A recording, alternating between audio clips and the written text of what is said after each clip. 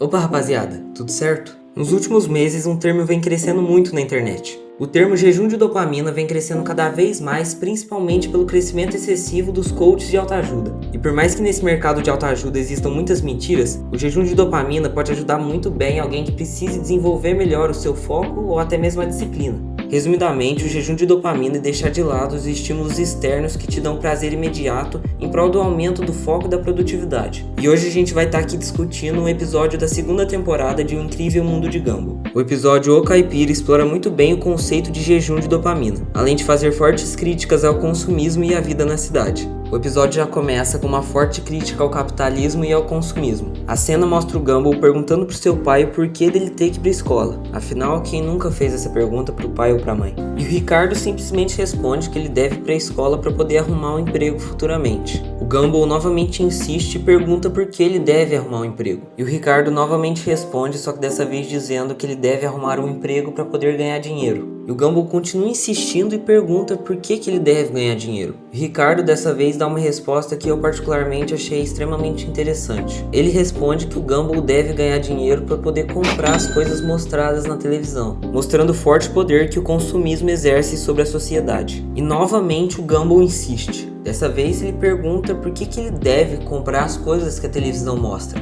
E o Ricardo dessa vez responde que se ele não comprasse as coisas que a televisão mostra, todos ficariam sem emprego. E se todos ficassem sem emprego, ninguém teria dinheiro. E finalmente o Gumball encerra a série de questionamentos e faz uma pergunta final. Ele pergunta se a vida real, na verdade, era apenas trabalhar pro resto da vida para comprar coisas que ele não queria para todo mundo sofrer da mesma maneira que ele. E o Ricardo simplesmente responde que sim. Após isso, o Gumball diz para os seus amigos que quer encontrar a liberdade, que era para eles continuarem com suas vidas patéticas. Ele afirma que nunca seria um zumbi sem opinião, fazendo tudo o que mandam na vida dele. Ele responde que essa pessoa é uma pessoa superior a todos, dizendo que quem manda na vida da sociedade são simplesmente os caras da televisão. Sim, aqueles que fazem os comerciais, sabe? Porque de acordo com ele, a economia mundial só gira com comerciais de televisão. O Batata então interfere na conversa e pergunta o que seria uma televisão, o que dá uma grande ideia pro Gumball. Chegando em casa, o Ricardo apresenta uma comida industrializada como almoço. Ele logo percebe que a mesa estava sem as cadeiras, e ao perguntar para Nicole o motivo disso, ela responde que o Gumball jogou fora com o objetivo deles viverem uma vida mais simples e melhor. O Gumball logo interfere na conversa e diz que tudo aquilo era culpa do Batata, que ele levaria a família para o caminho da felicidade eterna. A partir desse momento, a gente já consegue entender a logística do Gumball por trás de tudo isso. De acordo com ele, as pessoas apenas são tristes por conta de seus empregos, que ocasionalmente fazem com que elas ganhem dinheiro e consequentemente comprem as coisas divulgadas na televisão, alimentando cada vez mais a tristeza e o consumismo das pessoas. Tudo isso ocasiona na sua próxima decisão, que em tese seria se abdicar de todos os estímulos que poderiam mexer com a felicidade e a harmonia da família. Lembrando que a dopamina é o hormônio principalmente da felicidade e do bem-estar. Mas isso eu vou deixar para explicar mais pra frente aqui no vídeo. Entre esses estímulos, o Gumball cita ir ao supermercado e assistir TV. E por incrível que pareça, deixar de ir ao supermercado não abalou tanto a família quanto o fato deles não poderem assistir televisão. Após isso, a família toda vai pro quintal, onde o Gumball afirma que aquela comunicação que eles estavam tendo entre si era bem melhor do que sofrer uma lavagem cerebral por conta da televisão. O Gumball então pergunta ao Batata o que eles costumam fazer no campo quando estão com tédio. E ele responde que no campo eles brincam e cantam. E a partir daí eles realizam uma série de brincadeiras em família. Até que a noite chega e a Anaís faz uma observação muito interessante, onde ela diz que não é sempre que se pode deitar no gramado e observar as estrelas. Eu achei interessante a observação porque no mundo de hoje, com toda essa tecnologia, é difícil ter um momento com a natureza. Muito por conta das pessoas que deixaram de ter momentos em família e com a natureza por conta das tecnologias do mundo atual. Eles então agradecem o Batata por todos os momentos juntos que ele tinha proporcionado para a família e vão dormir ali mesmo no quintal. Só que no meio da noite o Batata escuta alguns sons vindo de dentro da casa. Ele vai atrás do barulho e acaba encontrando o Gumball abusando e indo totalmente contra os princípios e os ideais de liberdade que ele tinha imposto sobre a sua família. Com medo do Batata contar tudo para os outros, o Gumball oferece um pedaço de pizza para ele, como uma tentativa de suborno. No outro dia, o Gumball acorda com um tipo de ressaca e vai tentar acordar o Batata. Só que quando ele tenta fazer isso, ele percebe que o Batata estava praticamente morto, pelo simples motivo que o organismo dele, acostumado com a comida do campo, não suportou a comida da cidade. Então a família desesperada vai atrás dos pais do Batata. Eles encontram os pais do Batata, que fazem meio que uma desintoxicação nele por meio do solo, o que faz com que o Batata melhore instantaneamente. Os pais do Batata então perguntam se os Wattersons gostariam de ficar no campo para aprender um pouco mais sobre os costumes de lá. Eles nem pensam duas vezes e vão embora, indo direto para uma hamburgueria.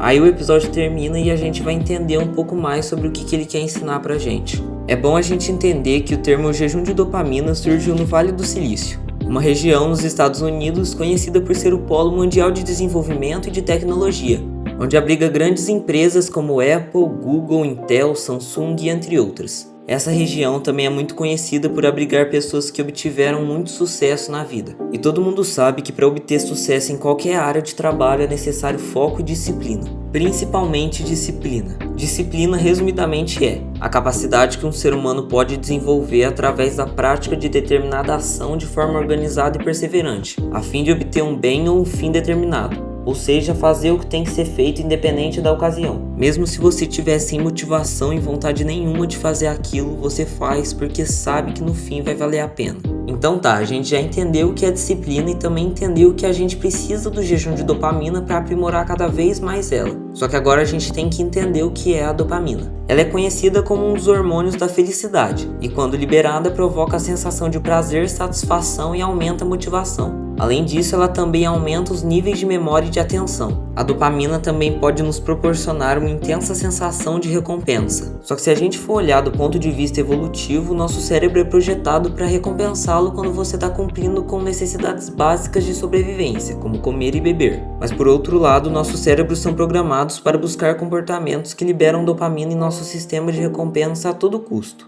Por isso que fast foods são tão viciantes, porque eles desencadeiam em muitas pessoas a liberação de uma grande quantidade de dopamina, o que te dá uma sensação de intensa satisfação e te faz querer repetir essa experiência cada vez mais. O que não acontece quando você está de dieta, porque você está fazendo aquilo por uma recompensa futura e não por uma recompensa imediata. Recompensa essa que pode ser emagrecer ou ganhar massa muscular. E é por isso que você passa a maior parte do seu tempo quando você está de dieta estressado e sem motivação, porque baixas doses de dopamina estarão sendo depositadas no seu cérebro. E é aí que mais do que nunca você vai precisar ter disciplina. Tá, mas de que adiantaria a gente entender o que é disciplina e o que é dopamina se a gente não entendesse como se faz um jejum de dopamina?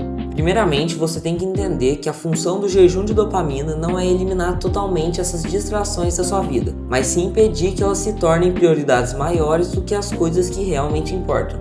Identifique tudo aquilo que possa influenciar negativamente a dopamina no seu cérebro, como compulsão alimentar, redes sociais, celular, videogame, televisão, entre outras coisas. Vou usar como exemplo as redes sociais. Se o seu problema for este, tente reduzir o tempo de uso delas entre 30 minutos e 1 hora por dia durante a semana. E nos finais de semana você pode aumentar 30 minutos no máximo. Nos dias de semana eu costumava usar mais ou menos 6 horas do meu dia em redes sociais. E nos finais de semana já cheguei a usar 10 horas do meu dia em redes sociais. Sim, 10 horas. Lembrando que durante 8 horas eu fiquei dormindo, ou seja, eu passava 3/4 do meu dia sem fazer nada de produtivo. E claro que isso tudo só me trouxe consequências negativas, como o cansaço constante e a falta de ânimo para qualquer coisa. Mas eu percebi que aquilo estava acabando com a minha vida, e aí eu decidi regular o meu tempo de uso nas redes sociais para 1 hora durante a semana e 1 hora e meia durante os finais de semana. Com o passar do tempo, eu consegui sentir drásticas reações a essa mudança na minha vida, como maior disposição, mais ânimo e mais motivação.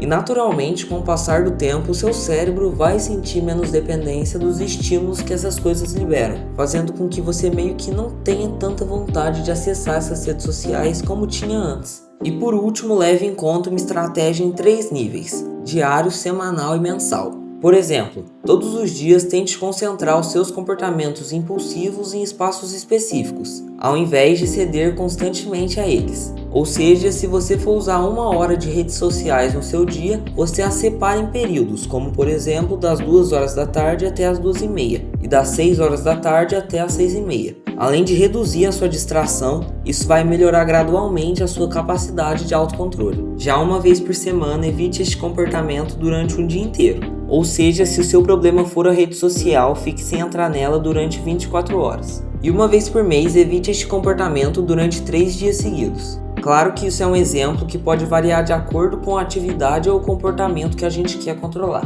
Mas apesar do nome, o objetivo final não é reduzir os níveis de dopamina, mas sim evitar cair na armadilha da dopamina ao ser dominado por comportamentos impulsivos e pouco produtivos, porque é como diz a ética aristotélica: bons hábitos formam virtudes e maus hábitos formam vícios.